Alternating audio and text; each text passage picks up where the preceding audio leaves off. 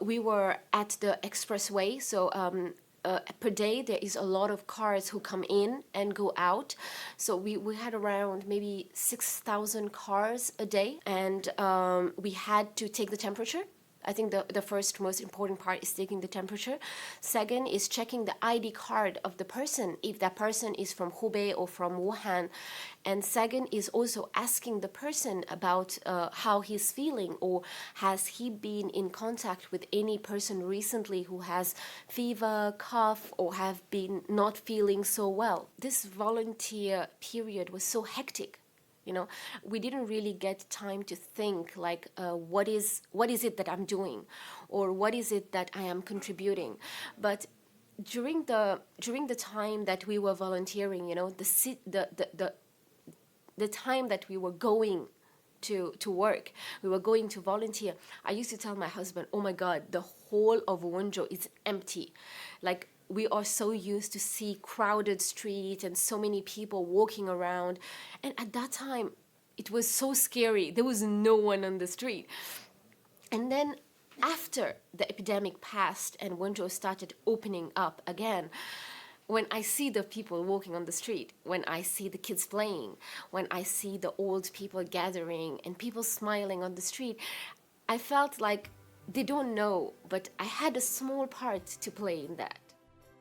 I think every family, because I'm still far, So I think my parents wanted me to come back home. When there is a problem, you want to face it as a family. And my parents told me, why don't you come back, Come back, you will be safer here and we will be together. I cannot completely say thank you. I cannot completely give back everything that I have received here, because in the span of 10 years, I have gained so much here. I have learned so much, and I cannot fully give it back. But I think this epidemic gave me a little chance of saying thank you to my friends, to my teachers, to my colleagues, my neighbors, everybody who have taken care of me. Because of the time difference, sometimes when I answer the question, Mauritius is 8 o'clock and China is already 12 o'clock. So by the time I finish answering the questions one by one, or the people will send me questions in my inbox, by the time I finish answering the questions, it's already 3 a.m. Because Mauritius is only 11. So by the time I finish answering, and on different time zone, because people who will ask me question and they are in UK and they're in Canada, they are Mauritians but living in different countries. And Canada and China is, oh my God, the time zone is crazy. And by the time I finish with that conversation, I don't realize it's already light outside. And I have to get ready to start doing my things and getting ready for my daily things. Me and my husband, we barely slept. We barely slept during, I think, the first 3 months, but I think now it's better. Now that the world is understanding and there's so many people coming forward to explain.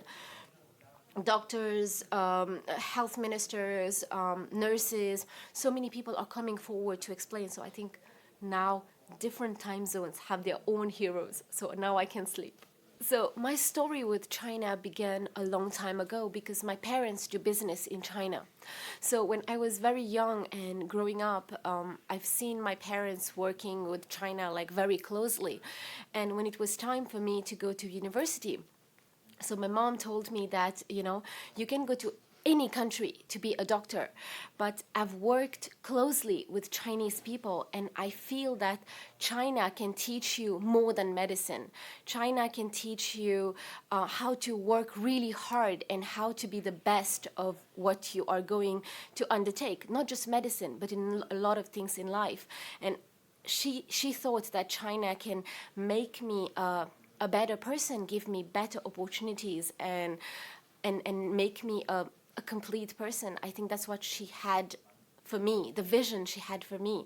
And I think that's what is happening now. And I think she was really right.